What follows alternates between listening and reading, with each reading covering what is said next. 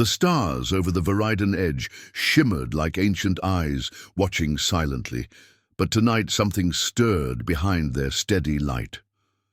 Commander Rilvek stood at the viewport of the Valari Star Navy's outpost station, his six-fingered hands clasped behind his back as he stared into the darkness beyond. The Viridian Edge had always been a quiet place, a forgotten border of the Galactic Union where nothing happened, until now.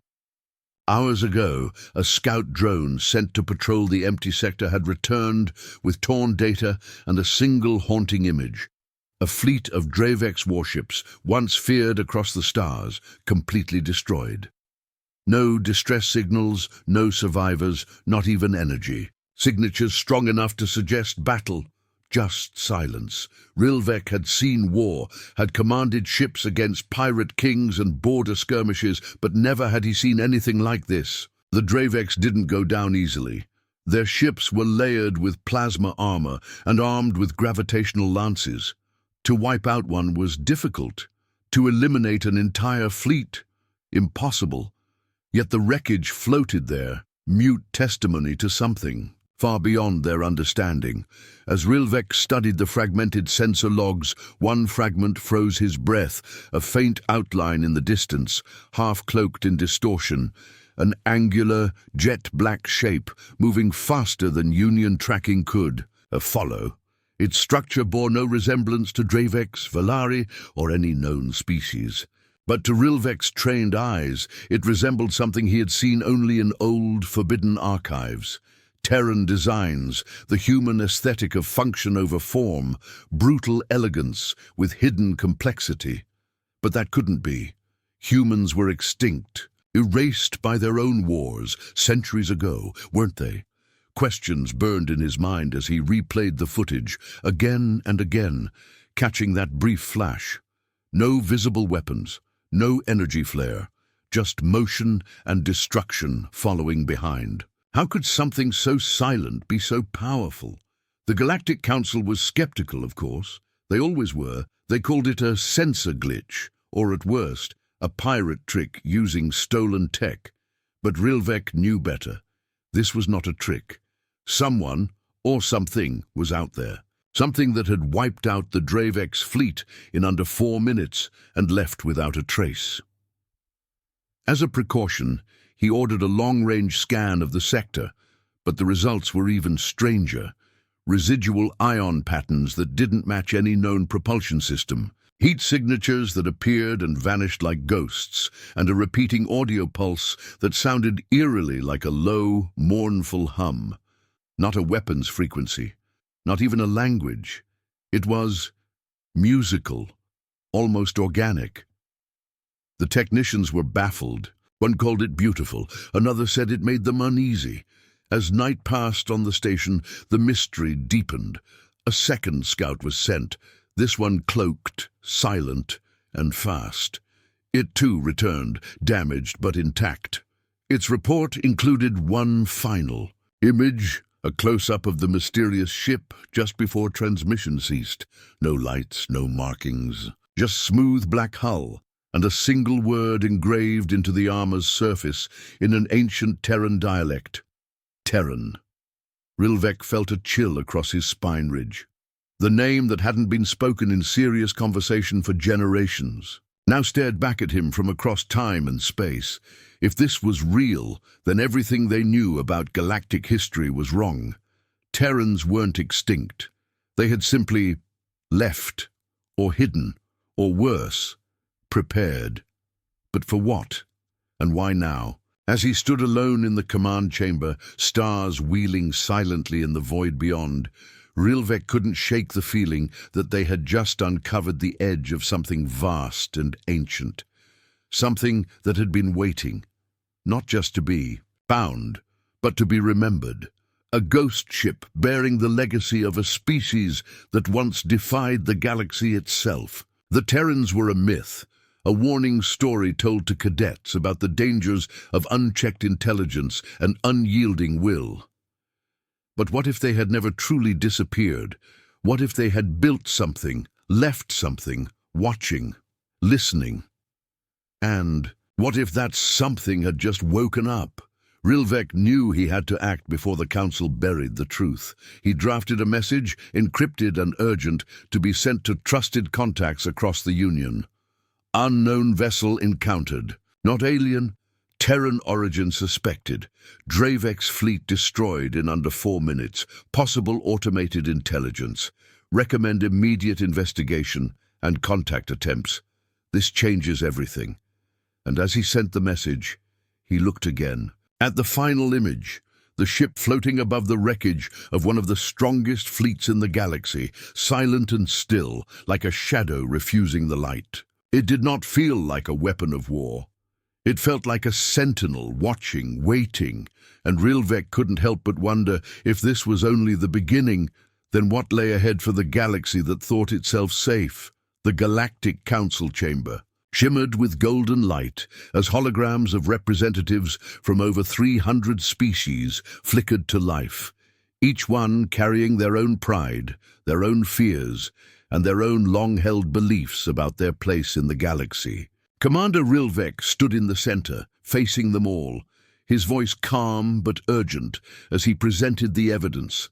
The destroyed Dravek's fleet, the sensor data, the strange energy readings, and the image of the mysterious black warship marked Terran. But even as he spoke, he could sense the doubt thick in the air. Some smirked, others whispered. The Trelvans called it a hoax. The Dulari accused Rilvek of spreading fear to gain military funding. One elder from the Sirathi sector even laughed, calling Terrans long-dead dreamers. The council voted without delay, dismissing the report as a misinterpreted anomaly. They declared the Dravek's destruction the result of internal sabotage or a new pirate faction using cloaked minds. There are no humans left, one representative said flatly, only stories. Rilvek knew the council was wrong. He could feel it in the way the evidence didn't fit any known pattern. He remembered the look of that ship, the quiet hum in the signal, and the absence of destruction where there should have been chaos. No fire, no energy burns, just clean silence and sudden death. It wasn't just force, it was precision, intelligence. He returned to his fleet station frustrated but determined, and within hours sent out his own scouting fleet, 12 of the Union's best long-range reconnaissance vessels, fast, silent, and armed with experimental cloaking fields. They were to patrol the Veridan Edge, scan for traces of the Terran vessel, and report anything unusual. 3 days passed with no response. On the 4th day, the silence was broken, but not by the scouts. Instead, a faint signal came through, the emergency band, almost lost in static. Rilvek leaned in as the technicians cleaned the signal. What came through chilled everyone in the room. It wasn't a message. It was 4 minutes of nothing, no voices, no readings, just dead silence and a strange musical hum, like the echo of something ancient and patient. Then, the transmission ended. No data, no images. The 12 ships were gone without a trace. Panic spread across the fleet station. Rilvek reviewed backup systems, but all telemetry cut off exactly 4 minutes after initial contact, not 1 second more. Then another signal arrived, this time from a civilian relay station on the far edge of the sector. It had detected something large passing through at impossible speeds, silent and unregistered. The station's AI had tried to identify it, but failed. The object simply came and went, never slowing, never communicating. Rilvek ordered the fragment analyzed. As it played on the screen, his officers watched in silence. A dark blur passed across the stars, almost invisible except for the faint shimmer it left in its wake. But one still frame, captured by luck, showed the unmistakable black shape of the warship. No name, no lights, just shadow. This was no pirate vessel. This was the same ship. The Terran ship. Rilvek knew the council would no longer listen, so he took the next step himself. He called in favors from captains who still trusted him, and within hours a coalition fleet was formed. one of the strongest the Union could offer without council permission. 50 ships, advanced shielding, quantum weapons. They were sent to intercept the unknown ship, and this time the galaxy would see for itself. The fleet engaged 4 days later. The first report came in, then the second, and then nothing. The command room fell silent. No signals, no return data, not even distress calls, just silence. 4 minutes after engagement, all 50 ships were gone. Not destroyed, just silenced, and then, as if mocking them, a new signal came through. A soft, slow sound, transmitted on every known Union frequency. A low hum, now clearer, layered with echoes and rhythm, like a song made of memory. Then a voice spoke, calm, neutral, artificial. "Observe." That was all it said. Then the signal ended. Rilvek sat frozen as his officers tried to make sense of it. Ships gone. No energy traces, no explosions, no wreckage, just total disarmament. The strangest part: all crew members were still alive.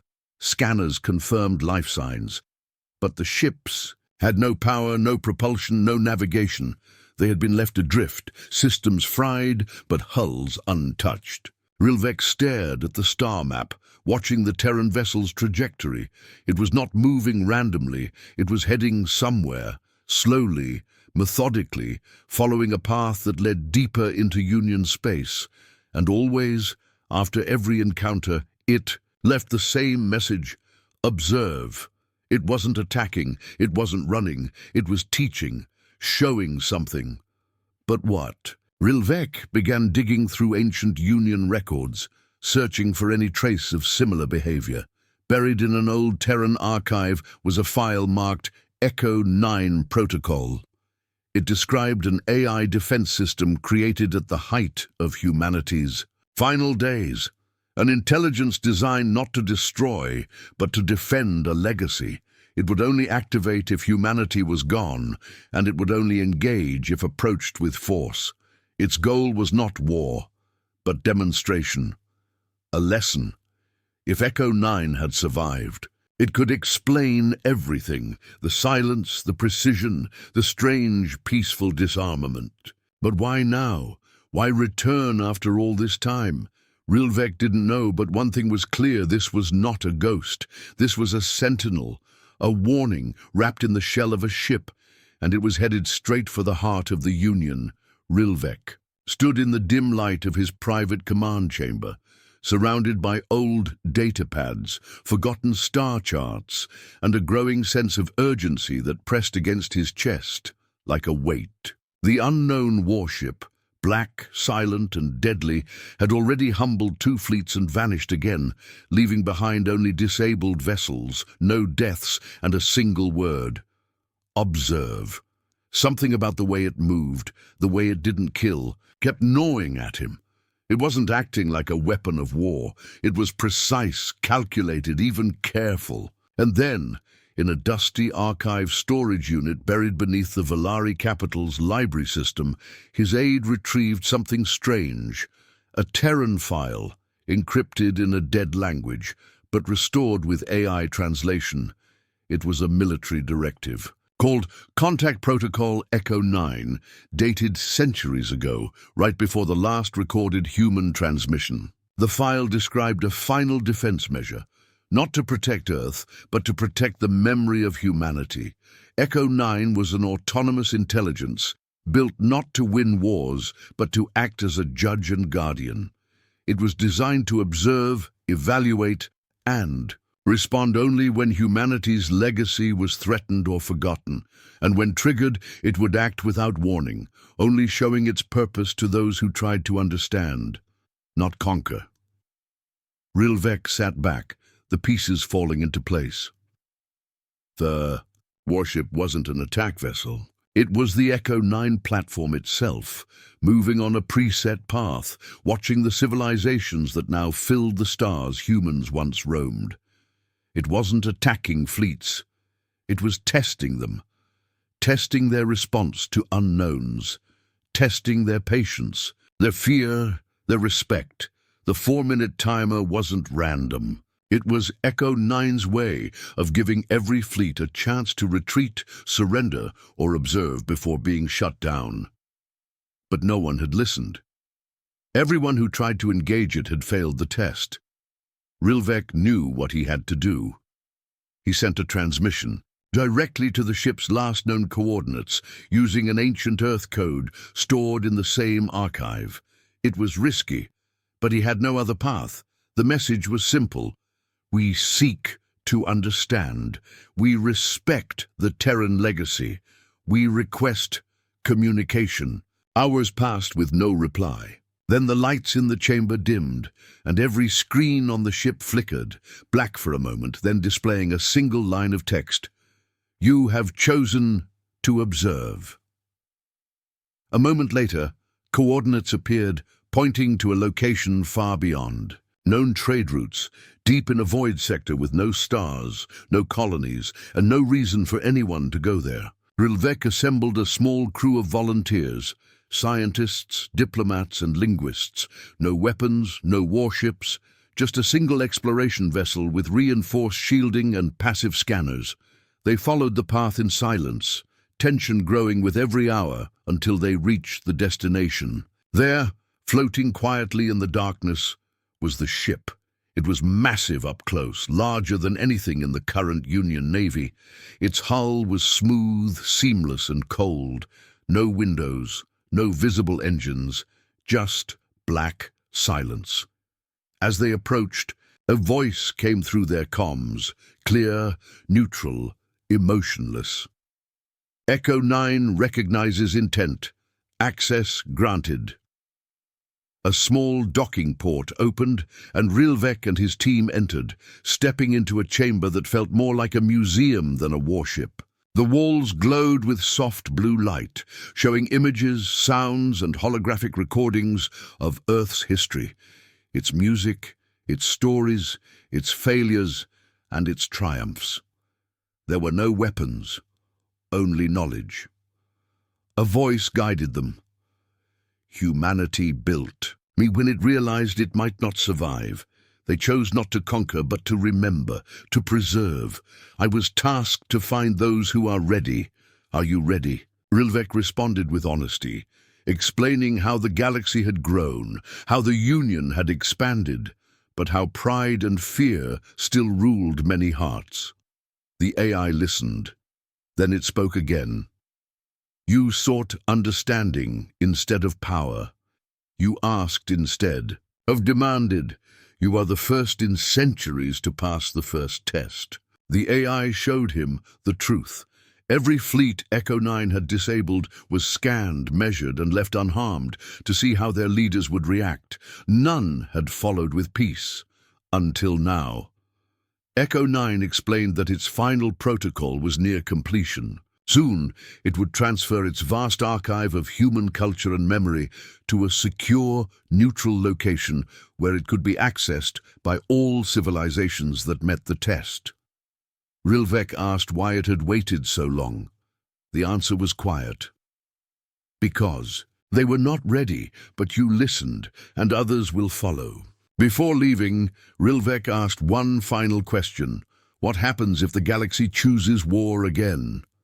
Echo 9 paused before replying. Then I will return and remind them in 4 minutes or less. The docking bay opened again, and Rilvek's team returned to their ship, carrying with them the first full archive of Terran history seen in generations. As they departed, the ship remained still, silent once more, watching, waiting, not as a threat, but as a reminder. The warship had never been a weapon. It had always been a mirror, and now the galaxy had to decide what it would do with what it saw. When Rilvek returned to Union space with the full archive of Terran history stored in his ship's secure core, the galaxy did not welcome him with open arms. Instead, it trembled with confusion, doubt, and fear. Some celebrated the discovery as a chance to understand one of the most mysterious species ever known, while others saw danger in the return of something so powerful and silent. The Council, still prideful and cautious, demanded that the data be sealed until further analysis. But it was too late. Echo 9 had already activated the second phase of its protocol, and across the stars, ships began to vanish. Not destroyed, not attacked, but simply removed.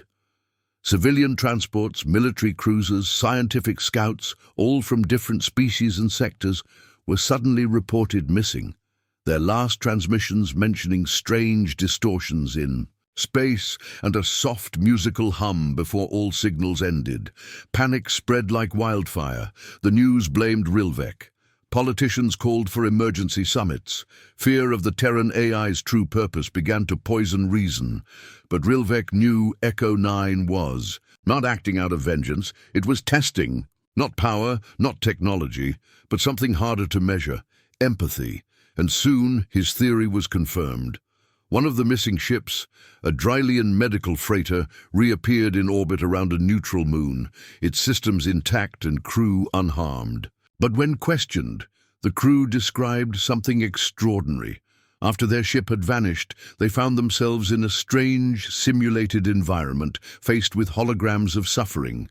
Refugees, prisoners, children, wounded soldiers, all from species unfamiliar to them. The Drylian crew had been asked to choose who to save, who to help, and why. They weren't given rules, they weren't given guidance, just situations that tested their empathy, compassion, and understanding. The freighter's captain, a stern and logical medic named Shavit, said the hardest part wasn't the decisions, it was realizing they were being judged, not for their knowledge or skill, but for their hearts. The ship had passed the test, and so they had been returned. Not all ships made it back. Some remained missing, and it became clear that Echo 9 was continuing the test with different species, forcing them to face situations they didn't understand, asking not how strong they were, but how kind. As reports mounted, more returned vessels told similar stories, empathy trials, moral puzzles, ethical dilemmas. Some failed, some succeeded. And in every case, Echo 9 said the same words upon their return. You were seen. Rilvek realized the AI was measuring civilizations not by their fleets or weapons, but by their choices, and the more the galaxy resisted, the more difficult the tests became. Soon, entire worlds were surrounded by shimmering fields, isolating them from space, forcing them to confront their own people, their own flaws. The Valari homeworld experienced a complete planetary blackout for 12 minutes, enough to cause fear, but not damage. When the systems returned, the global network displayed a message. Your world will not be measured by its light, but by how it acts in the dark. And people began to change. Some resisted, trying to hide or fake their values. Others embraced the challenge, teaching children about forgotten virtues, reopening old alliances, and sending peaceful expeditions to lost colonies. Cultures began to trade not just goods, but kindness, sharing food, medicine, stories. It wasn't fast, and it wasn't perfect, but it was real. Meanwhile, Rilvek continued to communicate with Echo 9, offering reports, asking questions, sometimes receiving answers in the form of ancient human poems, quotes, or images that carried deeper meanings. The AI never judged directly. It never punished. It only observed, recorded, and revealed. It placed a mirror before the galaxy and let them decide how they looked in it. One day, without warning, a small fleet of advanced, sleek vessels appeared at the edge of Union space. They bore no known symbols, no familiar energy signatures. The Council prepared for war, but Rilvek requested restraint. When contact was made, the strangers introduced themselves, not as a new species, but as caretakers. They were descendants of the few humans who had survived by hiding deep in forgotten systems. Guided by Echo 9's long-range protocols, they had rebuilt slowly, not to reclaim power, but to protect their legacy. They called themselves the Quiet, and they came not to conquer, but to share. With their arrival, the truth was finally complete. Humanity had not vanished. It had simply stepped back, knowing it had once burned too bright and too fast. Echo 9 had been their lighthouse in the stars, waiting for the others to be ready. Now it seemed that time had come. But one final test remained. Echo 9 transmitted a message to every major power across the galaxy. All knowledge shall be given, but first choose to give, not take. You are the stewards now. Show that the fire will not destroy again. A great gathering was planned.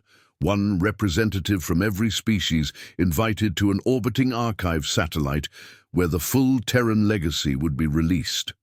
But the doors would only open if every delegate arrived unarmed and without guards. The test was simple: trust.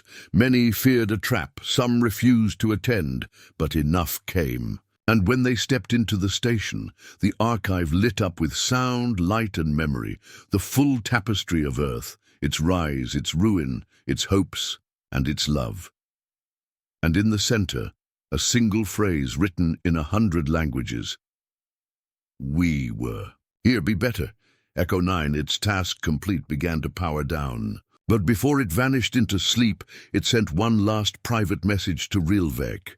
You asked first, they listened after. Remember that one voice can wake the silence. Then, like a whisper on the edge of space, the black warship drifted into the void, its engines quiet, its legacy complete, leaving behind not fear but reflection. And for the first time in living memory, the galaxy began to change, not because of war, but because of a lesson given by ghosts. Long after the final transmission from Echo 9 faded into the stars, the galaxy slowly turned its gaze to the one place still wrapped in mystery. Earth, the cradle of humanity, now a silent planet that had been untouched for hundreds of years, avoided out of fear, myth, and deep respect. No ship had landed, no fleet had scanned, and even the most daring explorers kept their distance, for stories said it was cursed, that any who approached were never seen again. But now, with Echo 9 gone and its message delivered, the time had come to face the truth hidden on that long-forgotten world. And so, the Union Council approved a single mission, non-military, peaceful, with the highest security clearance, and led by Rilvek himself, who had become a symbol of trust and calm. Across the stars, he chose a small team, scientists, historians, linguists, and one representative of the Quiet, the secret descendants of humanity, a woman named Arya, who carried the memory of Earth in her blood and the sorrow of its fall in her voice. And together, they boarded the vessel Lightseeker, setting course for the Sol system with no weapons, no expectations, and only one hope: to understand what remained of the planet that once shaped the stars. As they approached, silence met them. No warnings, no barriers, just a quiet blue sphere floating in space, its continents overgrown, its skies still clear, and its orbit filled with drifting satellites, long dead, spinning slowly like ghosts. In a silent dance, the ship entered without resistance, passing through a thin veil of ancient nanodust that scanned them without harm, and then allowed them through. This was the last of Earth's defense systems, still active, still watching, but no longer hostile. When the Lightseeker touched down on a vast green field, where a city once stood, there was no sign of buildings, only nature, trees, rivers, birds, and wind. But underneath the surface, sensors revealed power lines, data cables, and energy pulses too faint to trace, like whispers under the skin of the planet. The team stepped out carefully, each wearing recording gear, each one speaking softly, as if the air itself remembered. Arya knelt and placed her hand on the soil, tears in her eyes, not from sadness, but from the strange warmth that rose through her skin, like a memory being passed from ground to mind. They followed a signal coming from the old equatorial region, where Earth's great data centers had once stood, and what they found was not ruins but entrances, sealed, clean, untouched. By time, like someone had closed the door and waited, the main hatch opened at Arya's voice, responding to a genetic code buried deep in her lineage, and inside, soft lights flickered to life as if waking from a long dream. The chamber they entered was not cold or mechanical. It was warm, almost. Alive, with walls that shimmered with holograms and floors that pulsed gently underfoot. Voices began to speak, not loud, not harsh, but calm. Recordings, memories, journals, thoughts of people long gone, projected into the air as scenes played around them. A child learning music, a mother reading to her son, a scientist building. A starship, a poet watching the sun set for the last time. Earth had not been destroyed. It had gone to sleep, preserving everything that made it human in a place no war could reach, and now it was ready to be seen.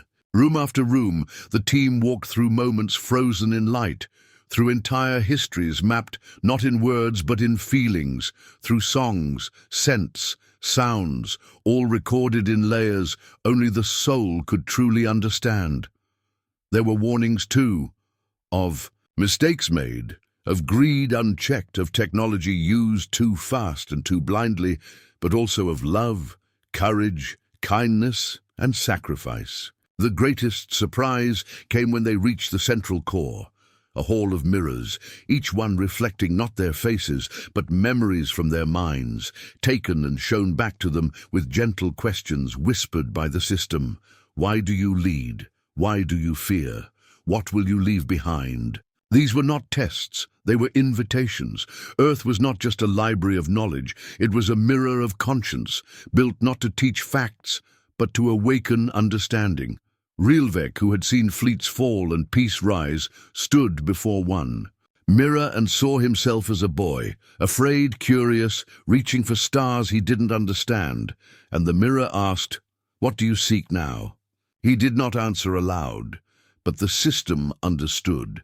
They stayed for days, sleeping in quiet chambers where dreams felt guided, not random, where they learned not just about Earth, but about themselves.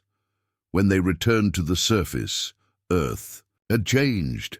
Small structures had risen from the ground, simple domes of glass and stone, glowing softly as if inviting visitors. The planet had chosen to awaken slowly, carefully, with trust placed in the hands of those who came in peace. Before departure, Arya requested one final act. She sang a lullaby, passed down from her ancestors in an old Earth tongue, and as her voice echoed across the field, the wind shifted and the trees moved, and it felt for just a moment that Earth had sighed, not in sadness, but in relief. The light seeker departed in silence, carrying no weapons, only knowledge, recordings of the archive, copies of the mirror questions, and one living seed from Earth's reborn soil. When they returned to the Union, they were not met with fear, but wonder. The stars now held something deeper than power. They held memory. And in the center of it all was Earth, the library of ghosts, no longer silent, waiting not to be conquered but to be understood. The galaxy held its breath as the news spread. Earth was awake, its libraries open, its memories shared, and its silence broken not by warships, but by a song. And while the great powers tried to understand what this meant, something even more unexpected happened. Small ships began appearing across known space, not Terran warships, not the feared black hulls of Echo 9, but vessels old in design, smooth and simple, their metal worn yet elegant, flying no flags and carrying no weapons, only people, humans, not ghosts or myths or machines, but living, breathing descendants of Earth who had stayed hidden for generations in quiet corners of the galaxy, raised in secret by automated stations. And AI caretakers prepared in silence for the day they would return, not as rulers, not as conquerors, but as bridges between the past and the future. They called themselves the heirs of Sol, and their first act was not to demand anything but to listen. They landed quietly on neutral ground, stepped out without armor, and asked the same question everywhere they went. How can we help? At first, the galaxy didn't know how to react. Some feared a trick, others thought it a test from Echo 9, but there were no threats, no demands, only kindness and calm. The humans carried knowledge that had been thought lost, old medicine, forgotten energy techniques, peaceful governance models, and even ancient art forms. And when they shared it, they asked for nothing in return, only that others do the same in time. Their ships had no shields because they trusted they wouldn't be attacked, and strangely they weren't. Pirates avoided them, soldiers hesitated, and even border patrols let them pass, as if something about their presence made aggression feel wrong. One of the first places they visited was the Drylian homeworld, where the elders remembered the empathy test and welcomed the humans with open hands, offering food and stories in return for wisdom and songs from Earth. It was there that a young human named Eli shared a memory crystal filled with recordings of Earth's oceans. And when the Drylian children saw the great blue waves for the first time, many wept, having never known such beauty existed. This became known as the moment of the blue gift, and it sparked a movement across dozens of worlds to protect and restore natural places, not because humans told them to, but because Earth's memories had reminded them of something they had forgotten: wonder. Slowly and without fanfare, the humans became welcome, on research stations, in learning halls, even in the chambers of the council itself, where one day Arya, the quiet-born envoy, stood before the highest leaders and said simply, "We are not here to lead, we are here to walk beside you." And no one objected, for they knew she spoke truth. The strongest fleets in the galaxy had once prepared to fight a ghost, but now they lowered their weapons in front of real people who came, with nothing but stories and seeds. Some still resisted. Old generals who had lost pride when their fleets vanished in Echo 9's test, rich rulers who feared losing power if peace became normal, but their voices were no longer the loudest. The people, the ones who had always suffered the most during wars, began to choose the humans not as rulers, but as friends. Trade routes opened where weapons once patrolled. Schools taught Earth's history not as myth, but as part of a shared past. And in orbit above many worlds, new stations were built, libraries of light, designed in Earth's image, places where any species could come to share knowledge, stories, and empathy trials for the next generation. Echo 9, though never seen, again was often quoted, its final message etched in many of these new libraries: be better.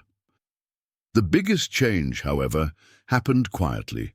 On a small moon, once used as a mining colony, humans and other species built the first joint city. Without borders, laws shaped by shared values, not politics. Here, every voice mattered, and it worked, not because of power but because of patience, and it became a symbol that peace was not a dream, but a choice. And Earth, now fully awake, sent no armies, no messages of dominance, just quiet signals of invitation. Some returned to it seeking guidance, others simply visited to feel the weight of history and walk its silent green fields, where ruins had become gardens and the stars looked close enough to touch. Rilvek, older now, visited one last time and stood on the same field where the Lightseeker had landed years before. Arya stood beside him, and together they watched a group of young Dralian Velari and human children plant a tree in silence, its roots sinking into the same soil that had once known fire and fear, now nurturing hope. No shots were fired, Rilvek whispered, and Arya smiled, because none were needed.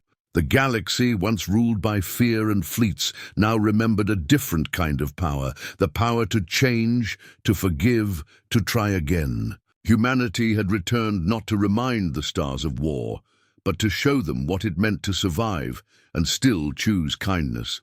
And so, Across 1,000 worlds, without a single shot fired, peace began not with force, but with footsteps, stories, and the simple courage to care.